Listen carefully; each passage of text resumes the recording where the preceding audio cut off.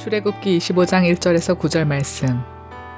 여호와께서 모세에게 말씀하여 이르시되 이스라엘 자손에게 명령하여 내게 예물을 가져오라 하고 기쁜 마음으로 내는 자가 내게 바치는 모든 것을 너희는 받을지니라. 너희가 그들에게서 받을 예물은 이러하니 금과 은과 놋과 청색 자색 홍색 실과 가는 배실과 염소 털과 붉은 물들인 수량의 가죽과 해달의 가죽과 조각목과 등유와 관유에 드는 향로와 분향할 향을 만들 향품과 호마노며 에봇과 흉패에 물릴 보석이니라. 내가 그들 중에 거할 성소를 그들이 나를 위하여 짓되 물은 내가 네게 보이는 모양대로 장막을 짓고 기구들도 그 모양을 따라 지을지니라. 여러분, 일생을 살아가면서 아마 이런 그 생각을 하는 때가 아주 가끔 있지 않을까. 참, 내가 이런 대접을 받아도 되나?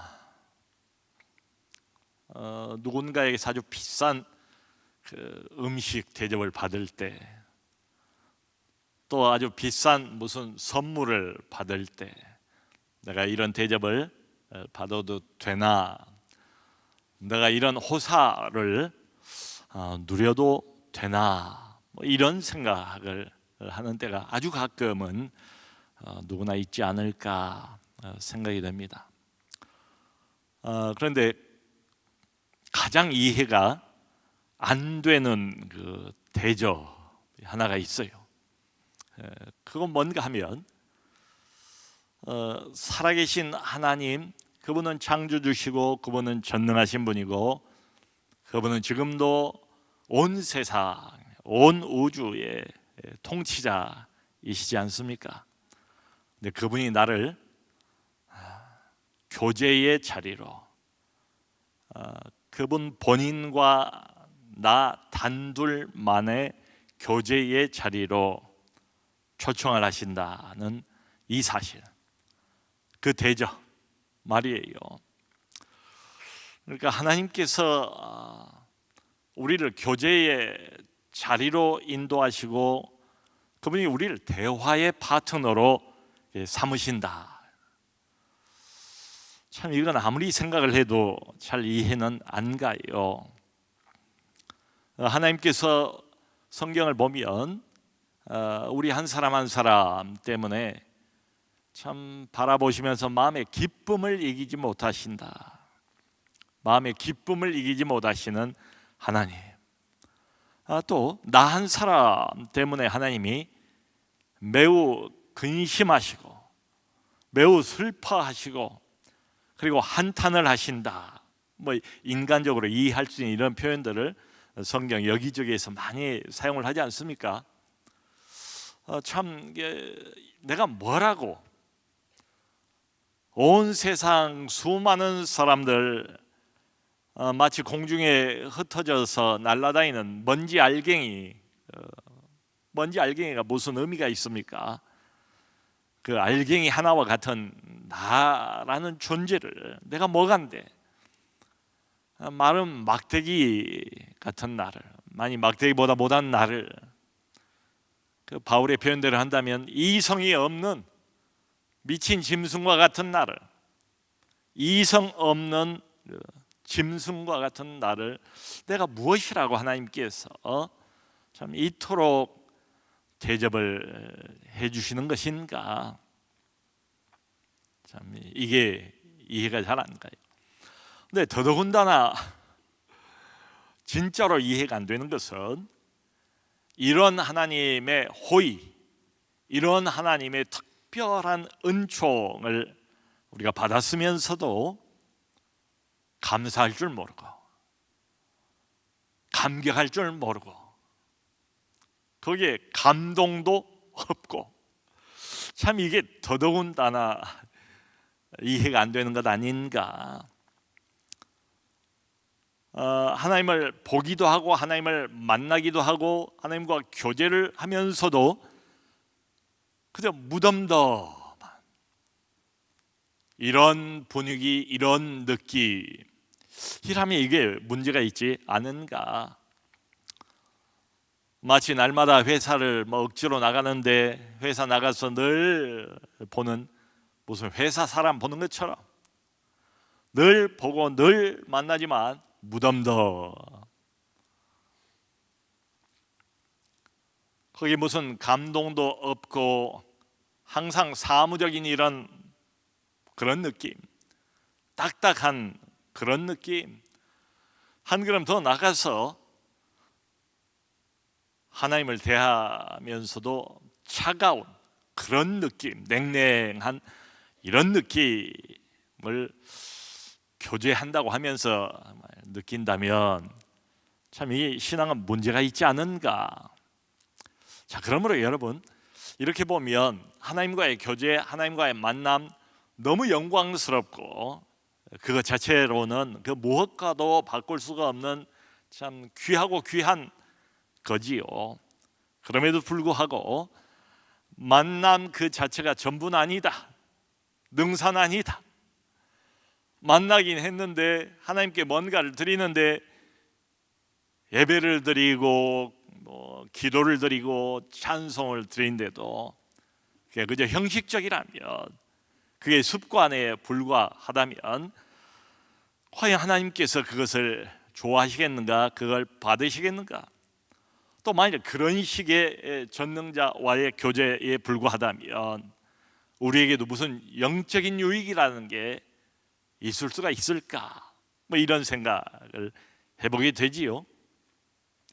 자, 그러므로 여러분, 하나님과의 만남, 하나님과의 교제에 있어서 오늘 본문의 핵심적인 내용을 이렇게 추적을 해보면 결국 이제 그거예요. 어떻게 하나님 앞에 나가야 되는가? 어떻게 살아계신 전능자와 우리가 매일같이 만나서 교제를 할 것인가? 그러니까 오늘 본문을 보면 첫 번째는 자원하는 마음, 이게 필요하대. 자발적인 마음, 이게 필요하대. 도수장에 양이 이렇게 끌려가는 것처럼 그렇게 억지로 내키지 않은 이런 마음 말고 기쁜 마음을 가지고 하나님 앞에 나갈 필요가 있다는 거지요. 여러분, 오늘 본문의 내용은 이제 지난번에 언약 체결을 했잖아요. 이제 본격적으로 하나님의 성소를 짓는 것에 관한 아주 구체적인 내용입니다. 그러니까 이게 솔로몬 성전 아직 한참 남았고요. 그 광야 여행 중이잖아요. 광야 여행을 하면서도 언약 체결식 직후에 뭐가 필요한가 하면 이 백성들 가운데 하나님이 장막으로, 텐트지요, 우리식으로 쉽게 생각을 해보면 장막 성전을 만들라, 이렇게 명령을 하시는 장면이에요. 그러니까 하나님께서 모세를 통해서 백성들 모두에게 이렇게 명령하십니다. 여기 2절을 보면 내게 예물을 가지고 나오라. 하나님이 직접 말씀을 하세요. 내게 나올 때 그냥 빈손으로 나오지 말고 할 수 있는 대로 예물을 다 가지고 나오라. 근데 어떤 예물인가도 아주 자세하게 여기 나와 있습니다. 금, 은, 동, 좋습니다. 또 그것만 가능한 건 아니에요. 여기 보면 각종 실, 여러 다른 색깔들의 실, 또 각종 무슨 털, 짐승의 털, 각종 가죽, 이런 거. 또 그것만 있는 것도 아니에요. 무슨 나무 조각들, 특별히 여기 조각목이라고 되어 있는데 이 조각목은 아카시아 나무의 일종입니다. 굉장히 내구성이 강하고, 그래서 여기 보면 이것 만들고 저것 만들 때 조각목, 그것도 나무예요. 그런 나무, 또 어떤 향료, 향품, 또 애굽에서 빠져나올 때에 너희들이 지니고 나왔던 각종 보석들, 이 모든 것이 다 해당이 돼요. 여러분 지금 이 성막 이 텐트 장막 성전이죠. 이게 뭡니까? 첫 번째 성전이죠. 첫 번째 성소예요. 광야에서 백성들이 이제 40년 동안 이 성소를 계속 여행할 때 옮겨 운반을 해야 되지 않습니까? 그래도 성소예요. 이게 뭘 상징을 합니까? 하나님의 임재를 상징하지요. 하나님과의 교제를 상징하죠. 그게 성전의 가장 중요한 의미예요. 우리가 지난번에 보았던 것처럼 그러니까 이렇게 보면 하나님과 언약식을 체결을 했잖아요. 핏부림을 통해서 말이죠. 모든 백성들이 하나님과 이제 더 이상 파괴될 수 없는, 적어도 하나님 편에서는 절대로 파괴하지 않을 거예요. 아주 단단한 언약 체결식을 가졌습니다. 그런데 오늘 이 본문에 비추어서 언약 체결식을 바라보면 언약 체결식이라는 게 뭘까? 그건 단순히 어떤 법적인 조항을 서로 약속하는 이런 면만 있는 것이 결코 아니다.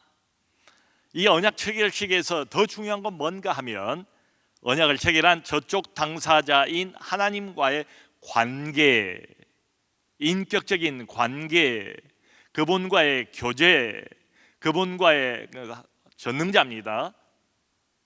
통치자입니다. 만군의 하나님이세요. 창조주입니다. 여호와 하나님이세요.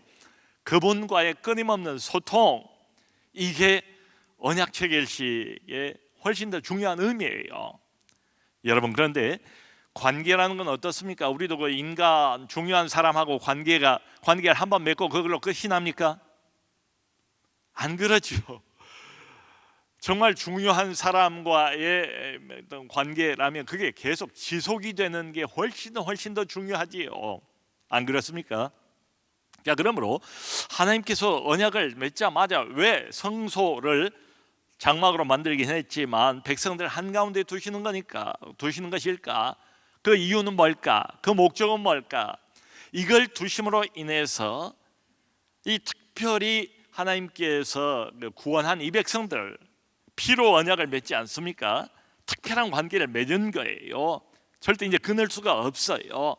근데 이 백성들하고 이 관계를, 깊은 관계를, 친밀한 관계를 앞으로도 계속해서 이어나가기 위한 그런 목적으로 하나님께서 성전을 지으라라고 말씀을 하세요. 우리 하나님은 어떤 분이십니까? 뭐 성경을 보면 당장 답이 나오죠. 솔로몬이 성전을 지어놓고도 본인이 그런 말을 하지 않습니까? 아주 화려한 7년 동안에 걸쳐서 금으로 번쩍번쩍, 각종 보석으로 그냥 번쩍번쩍 솔로몬이 나중에 진짜 성전을 짓잖아요. 그리고도 성전 봉헌할 때 솔로몬 스스로 그런 말을 하지 않습니까? 내가 이렇게 성전을 애를 써서 하나님께 봉헌은 하지만은 우리 하나님은 전능하신 하나님이시기 때문에 이런 눈에 보이는 건물에 결코 제한을 받지 않으십니다. 그거예요. 장막 성전도 마찬가지죠. 우리 하나님은 비록 장막 성전을 만들라고 하나님이 직접 명령은 하셨지만 절대로 눈에 보이는 어떤 성전, 뭐 콘크리트로 만든 성전이든 금으로 만든 성전이든 가죽으로 장막으로 텐트로 만든 성전이든 하나님은 거기에 절대로 매이질 않으세요. 그런 분이세요. 그런데 하나님께서 이 성소에 의미를 두시지 않습니까? 이 성소로 본인이 내려오시겠다는 거예요. 거기에서 백성들을 친히 만나 주시겠다는 거예요. 하나님의 자비지요, 하나님의 은총이지요. 그러니까 이 성소라는 아주 보잘것없는 텐트로 만든, 뭐 자꾸 이제 이동하고 또 이동하고 해야 하니까 뭐 얼마나 대단하게 견고하게 만들 수가 없지요. 그럼에도 불구하고 하나님 스스로가 이 하찮은 보잘것없어 보이는 이 성소에 자신을 묶어두겠다, 이런 의미죠. 내가 거기에 나를 제한시키겠다, 이런 의미죠. 내가 나를 낮추겠다, 그런 의미죠. 그래서 너희들을 만나겠다라고 하나님께서 지금 말씀을 하시는 거예요. 여러분, 이렇게 보면 이 성전, 이 성소라는 게 전능자가 지속적으로 우리 한가운데 오셔서 이 백성과 특별하고 친숙한 이 관계, 그리고 소통하는 이 관계, 교제라고 우리가 부르는 하나님과의 코이노니아, 이 관계를 계속 유지해 가겠다는 그 상징, 그 결심이 바로 눈에 보이는 성소입니다. 참, 이렇게 보면 이 성전, 성소라는 게 얼마나 파격적인 은혜입니까? 얼마나 참 감사한 일입니까? 자, 그런데 문제는 이제 하나님께서 이제 이런 요구를 하세요. 이 성소, 거기에 대한 파격적인 은혜, 하나님의 특별한 강림하심, 지속적으로 우리 한가운데 하나님이 함께 계시는 그 상징이 성소인데, 그래서 중요한 건 뭔가 하면 이 파격적인 은혜에 대한 백성들의 반응입니다. 반응. 그걸 오늘 본문을 보면 2절에서 이렇게 표현을 해요. 기쁜 마음으로 내는 자, 이런 표현을 쓰세요. 그러니까 각종 예물을 가지고 오라, 이게 하나님께 가까이 오라는 거예요. 하나님 앞으로 오라는 거예요. 교제로의 초청이지요. 근데 그냥 오지 말고 기쁜 마음을 가지고 오래요. 기쁜 마음으로 내는 자라는 표현을 쓰세요.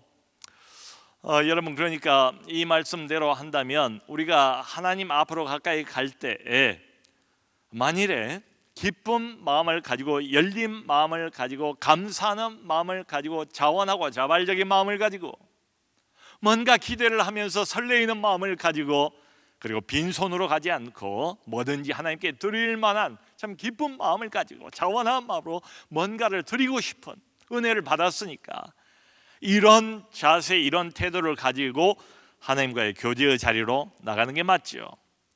만일 그러면 하나님께서 뭐든지 다 받으신다는 겁니다.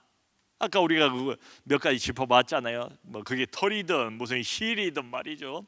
실이라는 게 뭐 얼마나 비싸겠습니까? 그것조차도 하나님께서 마다하지 않고 기쁜 마음, 자원하는 마음, 열린 마음, 기대하는 마음을 가지고 하나님 앞에 이런 것들을 들고 나올 때 하나님이 얼마든지 그 마음을 받으시겠다, 물건을 받으시겠다, 이렇게 말씀을 하세요. 여러분, 사실은 이게 이제 백성들이 하나님 앞에 드리는 뭐 최초의 물건들인데요, 이게 쭉 이어서 생각해 보면 신약에서 고린도후서 9장에 우리가 헌금을 드리잖아요. 하나님 앞에 헌금 드리는 원리하고 정확히 똑같아요. 거기도 보면 바울이 헌금을 드릴 때 원리를 어떻게 집어서 이야기를 하는가 하면, 바로 오늘 여기 출애굽기 25장에 나와 있는 이 원리하고 전혀 다르지 않습니다. 핵심은 똑같아요. 바울이 그런 말을 합니다. 하나님 앞에 헌금을 낼 때에 억지로 내지 마라. 억지로 내지 말아요. 인색함으로 내지 마라. 인색함으로 아까워서, 근데 억지로 무슨 체면 때문에, 타이틀 때문에, 어거지로 마음에도 없는데 이렇게 낼 필요가 없다는 거지요. 그러면서 오직 한 가지 헌금 원리를 제공을 하는데, 그건 뭔가 하면 하나님은 즐겁게 내는 자를 사랑하시느니라. 아멘. 그러니까 마음이 없고 막 시험이 오고, 그리고 정말 마음이 너무 무겁고, 그러면 헌금하시면 안 돼요. 그런 헌금을 하나님이 받으실 것 같지가 않아요.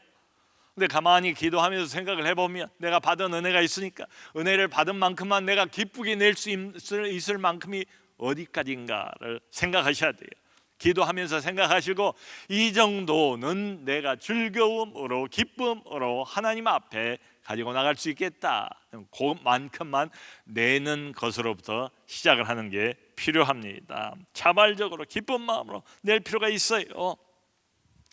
여러분, 하나님과 지금 이제 교제인데요, 만남인데요, 이 성전이라는 것의 의미가 하나님과 만남, 하나님과의 교제, 여기에는 받는 측면이 있어요. 이게 우선이에요.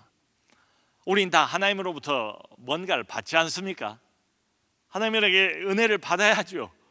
하나님에게 사실은 모든 것을 다 공급받는 게 우리 입장 아닙니까?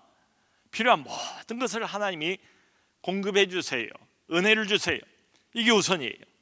자, 그런데 여러분, 교제이기 때문에 진정한 교제는 항상 보면 또 다른 측면 하나가 더 있어요.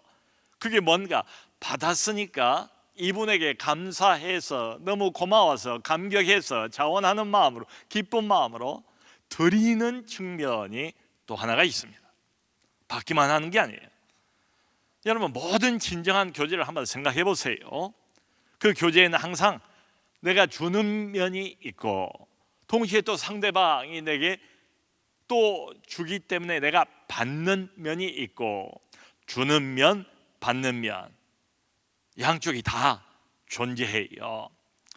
그 일전에 어떤 특별한 상담가를 이렇게 모시고 어떤 한 개인이 나와서 그분에게 이제 자기의 문제를 진솔하게 털어놓아요. 그럼 상담가가 그걸 듣고 상담을 해주는 이제 그런 프로입니다.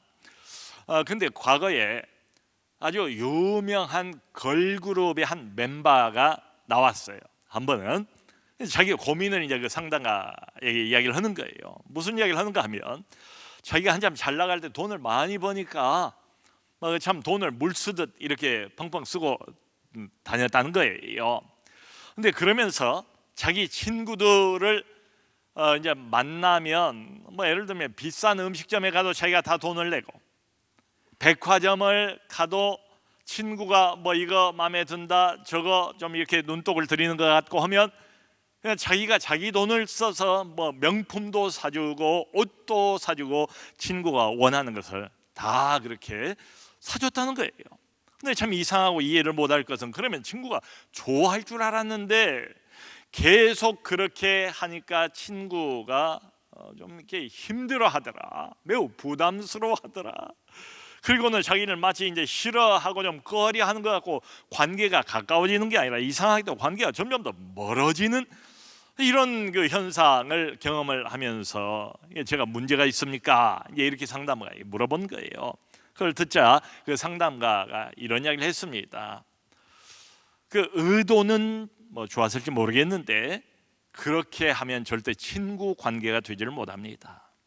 친구 관계라는 것은 대등한 관계 아니겠습니까? 그러니까 친구라는 것은 왜 친구예요? 일방적으로 받기만 한다면 그게 친구가 되겠습니까? 그건 부모와 자식 관계든지, 아니면은 주인과 종 관계든지, 아니면 사장, 보스와 부하, 직원 관계가 일방적으로 주고 일방적으로 받는 관계지, 그것은 구속의 관계이지 대등한 관계, 평등한 관계, 서로 어떤 마음을 주고 받고 할 수 있는 이런 관계는 못 된다는 거지요. 여러분, 하나님과 우리와의 만남도 비슷한 측면이 있어요. 물론 우리가 일방적으로 다 받습니다. 모든 걸 다 하나님이 받아요. 숨 쉬는 것조차도 하나님께서 우리에게 주시는 선물이라고 하지 않습니까? 머리카락 하나라도 하나님께서 우리에게 오늘도 허락해 주신 하나님의 은총이고 선물이라고 말하지 않습니까? 다 받아요. 맞아요. 그런데 오늘 여기 보면 하나님이 그렇게 말씀하시잖아요. 내게 오는 자, 나와 교제하기를 원하는 자 기쁜 마음으로 가까이 오되 예물을 가지고 오라. 하나님이 뭐가 아쉬워서 우리 보고 자꾸 뭘 내라고 그럴까요? 하나님이 돈이 없어서 돈이 필요해서 우리 보고 헌금을 하라고 그렇게 강요를 할까요? 그런 게 아니지요. 다 따지고 보면 우리 입장을 하나님이 먼저 생각하시는 거예요. 우리의 신앙을 위해서 이런 명령도 하시는 겁니다. 여러분, 우리가 하나님을 사랑한다고 해도 그 사랑을 어떻게 확인합니까? 하나님을 향한 믿음이 있다고 말들을 하지 않습니까? 근데 그 믿음을 어떻게 확인을 할 수 있습니까? 좋은 내용을 어떻습니까? 좋은 형식에 담아야 아무리 마음속에 가지고 있어도 그게 뭔지, 그게 좋은지 나쁜지를 우리가 모르잖아요. 그걸 표현을 해야 되지 않습니까? 구체적으로 하나님을 향한 감사의 마음, 기쁜 마음, 이것을 우리가 물질로 표현을 할 때, 시간을 구체적으로 드릴 때, 구체적으로 충성할 때, 구체적으로 봉사할 때, 구체적으로 주님을 위해서, 주님의 나라를 위해서, 교회를 위해서 애를 쓸 때, 구체적으로 이런 것들이 바깥으로 표현될 때 어떻습니까? 하나님도 물론 그걸 받으시지만 우리 스스로도 어떻게 돼요? 그걸 보면서 아하, 내가 하나님을 사랑하는구나, 내가 하나님 편에 서 있구나, 하나님과 나와의 관계가 더 돈독해지지 않겠습니까? 하나님을 향한 내 믿음이 더 굳어지지 않겠습니까? 하나님께서 바라시고 원하시는 것은 바로 우리 스스로가 이런 행위들을 통해서 하나님께 드림을 통해서 믿음이 더 자라도록, 믿음이 더 깊은 뿌리를 내리도록 말이지요. 이런 배려를 하신 거지요. 그거예요. 여러분, 그러면 우리가 하나님과 늘 교제하면서 신앙생활을 유지를 하는데, 교제의 첫 번째는 자원하는 마음, 기쁜 마음, 열린 마음, 기대하는 마음, 하나님께 뭔가 이렇게 좀 드리는 이런 마음을 가지고 주님 앞에 가까이 나아갈 필요가 있습니다. 그리고 여기 이제 성경을 보면 두 번째는 이겁니다. 하나님께 이렇게 나갈 때, 교제를 할 때에 내가 생각하는 방식대로 교제를 하면 안 돼요. 내 마음대로 하나님과 교제하는 그 방식을 내가 정할 수가 없어요. 여러분, 성격이 이렇게 강한 어떤 친구를 이렇게 만나면 자기가 일방적으로 모든 걸 다 결정하지 않습니까? 우리 하나님은 그러면 큰일 납니다. 교제가 안 돼요. 그러니까 우리 하나님께 가까이 나가는 것은 어떻게 해야 되는가, 어떻게 교제를 제대로 할 수가 있는가 하면 하나님께서 정하시는 방법대로만 하나님께 나가야 됩니다. 하나님이 정하시는 말씀대로만 그 말씀에 따라서 일점 이력도 틀림없이 그래야 하나님을 만날 수가 있고 하나님과의 교제가 가능해요. 그러니까 여기 이제 구절을 보면 모세에게 그런 말을 해요. 성소를 만드는데 지금부터 장막 성전을 만들까 이제 지시를 하나 다 하세요. 하나님께서 내가 너에게 보여준 모양 그대로 만들라. 조금이라도 다른 모양을 만들면 안 돼요. 곤란해요. 그러니까 이 뒤에 보면 아주 자세하게 하나님께서 언약궤가 얼마나 중요합니까? 언약궤 짝을 만드는 그걸 자세하게 지시를 했어요. 그 다음에 그 하나님 앞에 늘 그 어떤 떡을 드리는데 진설병이라고 하지 않습니까? 그 진설병을 놓는 상을 어떻게 만들 것인가 아주 자세하게 지시를 하세요. 그 또 성소에 늘 그 등불이 켜져 있어야 되지 않습니까? 그 등불을 켜는 등잔대를 어떻게 만들 것인가를 하나님께서 아주 자세하게 조목조목 다 말씀을 하시는데 모양을 말씀하세요. 크기를 말씀을 하세요. 색깔을 말씀하세요. 색깔까지도 하나님께서 간섭을 하신다니까요. 지시를 다 하세요. 그런가 하면은 하나님께서 저기도 말씀을 하세요. 이게 재료, 무슨 재료를 사용할 것인가 이것까지도 하나님께서 일일이 참 얼마나 이게 복잡합니까? 얼마나 골치 아픕니까? 이런 거 하나하나까지 다 지시를 하려면 그럼에도 불구하고 우리 하나님께서 일일이 다 말씀을 하세요. 그러니까 말하자면 하나님의 성소, 하나님을 만나는 이 장소, 하나님과의 교제, 하나님과의 특별한 교제로 나아가는 방식에 관한 한 하나님께서 인간적인 생각을 홀이라도 용납하지는 않습니다. 여러분, 이게 하나님과의 교제에 있어서 매우 중요한 아주 핵심 중에 핵심입니다. 사람과의 교제하고는 달라요. 하나님과의 교제는 이런 점에서 일방적이에요. 하나님이 정하신 어떤 방식이 있습니다. 하나님이 말씀하신 방식이 있어요. 그 말씀을 따라서만 하나님 앞에 나갈 수가 있고 하나님을 만날 수가 있고 그래요. 그러니까 작은 것 하나도 여기 나와 있는 것처럼 사람 마음대로 안 돼요. 내 생각대로 하나님 제가 볼 때는 이게 더 나을 것 같은데요. 그런 소리 하지 마. 잔소리 하지 마. 네가 나를 정말로 만나기를 원하면 내가 정한 방식대로만 내게 나오라. 이게 아주 처음부터 분명해요. 자, 여러분, 이런 의문이 들지 않습니까? 도대체 왜 하나님께서 이렇게 자세하게 일일이 지시를 하셔야 되는가? 좀 여유를 두시면 안 되는가? 우리 하나님이 너무도 작아 보일 수도 있지 않습니까? 온 세상이 하나님의 것인데, 우주의 통치자신데, 만군의 여호와신데 좀 통 크게, 야, 기본기는 이거야, 네가 기본적인 룰은 네가 지키고 나머지는 알아서 해, 이렇게 자유를 좀 주시면 좋지 않겠나?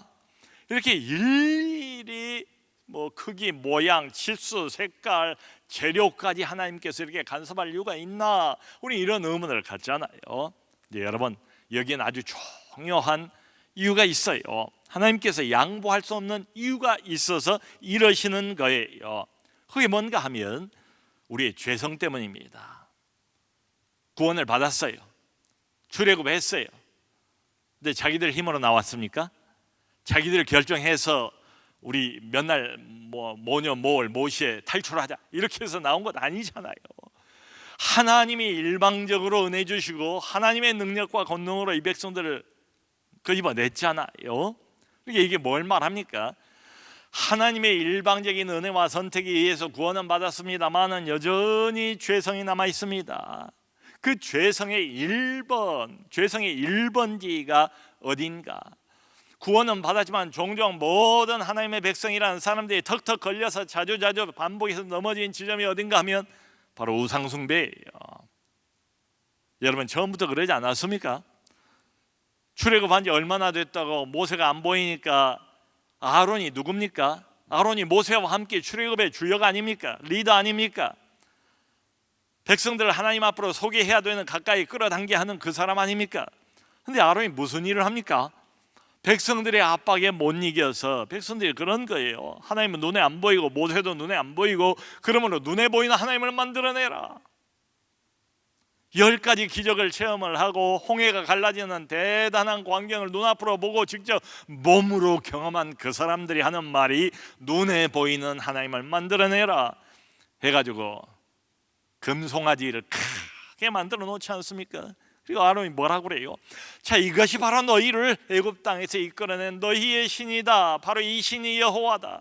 그러니까 우리는 죄성을 여전히 가지고 있어서 틈만 나면, 조금만 방심하면, 하나님이 조금만 여지를 두면, 우리의 생각을 허락을 하시면 우리는 어디로 돌아가 버린가 하면 나도 모르게 하나님이란 이름을 걸어놓고 여호와란 이름을 걸어놓고 엉뚱한 신을 섬긴다 이 말이죠.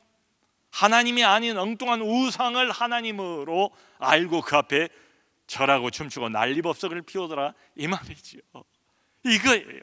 하나님이 우리 인간의 이런 죄성, 조금만 여지가 있고 조금만 틈이 있으면 다시 우상 숭배로, 하나님 아닌 다른 엉뚱한 신으로 바꾸어버리는 이 속성을 하나님이 너무도 잘 아세요. 그러니까 하나하나 섬세하게 조금도 다른 생각 갖지 못하도록 나하고 교제를 원하는가? 정말로 전능자와 깊은 교제, 친숙한 교제, 그런 의사소통을 원하는가? 그러면 내 방식대로, 내가 명령하는 내 말대로만 나아오라, 이런 뜻이지요. 여러분, 한마디로 종합을 해보면 우리는 어떤 존재인가 하면, 비록 구원은 받고 하나님의 은총을 경험도 했지만 조금만 방심하면 이렇게 됩니다. 이제 빗대어 가지고 뭐 그런 우스운 말을 하잖아요. 성경에 보면 누가복음이 있는데, 조금만 방심하고 조금만 내 생각에 어떤 여지를 두면 우리는 나도 모르게 내가 복음을 쓰게 돼요. 내가 복음을 쓴다고요. 특별히 은혜를 좀 받았다는 사람, 특별히 어떤 은사를 받았다는 사람들이 참 이런 점에서는 매우 신중하고 오히려 더욱더 조심해야 되지 않나. 왜냐하면 내가 받은 은혜의 경험이 하나님 말씀보다 앞장서 버릴, 내가 가지고 있는 소위 그 특별한 신령한 그 은사가 하나님 말씀을 그냥 따라잡아요. 하나님 말씀보다 앞장서 버릴, 내 그럴듯해 보이는 내 인간적인 생각이 하나님 말씀을 저 뒤로 남겨두고 말씀으로부터 멀리 떠나버려요. 그러면 어떤 현상이 벌어지겠습니까? 마치 망망대해 바다에서 배가 떠 있는데 그 배가 가지고 있는 유일한 나침반을 바닷속에 빠뜨리고 잃어버린 것과 같지요. 하나님과 교제를 하는 게 우리 신앙의 핵심이잖아요. 하나님과 만나는 것, 하나님과 생명적인 교제를 나누는 것, 이게 우리 영혼의 핵심이잖아요. 우리의 생명이잖아요. 근데 그 방향을 잃어서 배가 갈 길을 잃어버렸어요. 나침반을 잃어버렸어요. 헤매일 수밖에 없게 되는 거지요. 이 이유 때문에 하나님께서 내가 너에게 보이는 그대로, 그 모양대로만 만들라. 아마 우리 출애굽기 이제 앞으로 계속 볼 거예요. 야, 하나님이 어찌 보면 째째하기도 뭐 이런 것까지도 지시를 하고 이런 것까지도 관심을 갖고 간섭을 하고 이럴 필요가 있나? 하나님이 염려하시는 것은 우리의 영혼입니다. 여러분, 조금 지금 여기서 볼 때는 한 1도 정도밖에 차이가 안 나요. 그런데 바다에서 망망대해에서 1도 차이가 나는데 가면 갈수록 수십 킬로, 수백 킬로 가면은 전혀 엉뚱한 방향으로 그 배가 선로를, 바른 길을 벗어나게 되지 않겠습니까? 하나님이 염려하시는 것은 바로 그 부분이에요. 그러니까 우리는 이런 점에서 보면 날마다 우리의 생각, 이 모든 것들을 하나님의 말씀인 성경에 묶어놓을 필요가 있어요. 성도 여러분, 우리가 매일매일 하는 매일 성경이 있지 않습니까? 그게 얼마나 큰 힘이 되는지, 그게 얼마나 중요한지. 비록 많은 시간을 들여서 하지 못한다 할지라도 매일매일 정기적으로 하나님의 말씀을 보고 묵상하고 한마디라도 적용을 해보고, 그리고 또 그 밑에 나와 있는 통독, 1년 통독 읽기가 있지 않습니까? 하루에 대개 3장, 많을 땐 4장 뭐 그래요. 그걸 보기만 해도 하나님 말씀 묵상하고 하나님 말씀 몇 장 읽고 마치 날마다 생명의 물 한 모금씩을 마시는 것처럼 내 영혼이 살아납니다. 멀리 딴 길로 나갔던 나를 하나님의 그런 말씀들이 다시 제자리로, 있어야 할 자리로 나를 데리고 오는 거예요. 그 역할을 하는 게 뭔가 하면 하나님이 하시는 말씀이에요. 우리가 하나님 앞으로 나갈 때 어떻게 나가야 될까? 어떻게 교제를 해야 될까?